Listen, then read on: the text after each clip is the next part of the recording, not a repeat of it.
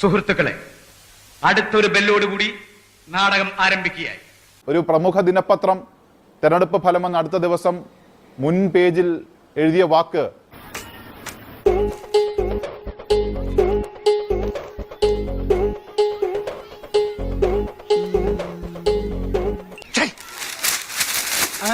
പുതിയ ക്യാപ്റ്റൻ എന്നാണ്.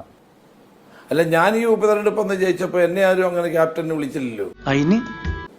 എത്രയോ ഉപതെരഞ്ഞെടുപ്പ് ഞാൻ പ്രതിപക്ഷ നേതാവായിരുന്നപ്പോൾ ജയിച്ചല്ലോ. അന്ന് ക്യാപ്റ്റനുള്ള പദവി എനിക്ക് തന്നില്ല. അതെന്താ തരാഞ്ഞത്? ലേശം സുഖമില്ലായ്മയുണ്ട്.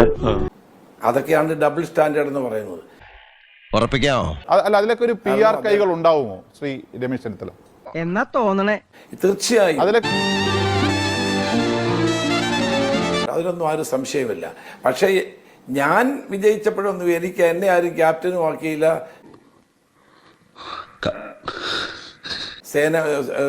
കാലാൾപ്പട പോലും ആക്കിയിട്ടില്ല.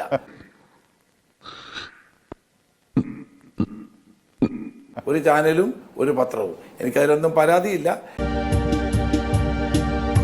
ഇപ്പോൾ പ്രതിപക്ഷ നേതാവ് VD സതീശൻ തിരുവനന്തപുരത്ത് മാധ്യമങ്ങളെ കാണുകയാണ്. അതിലേക്ക്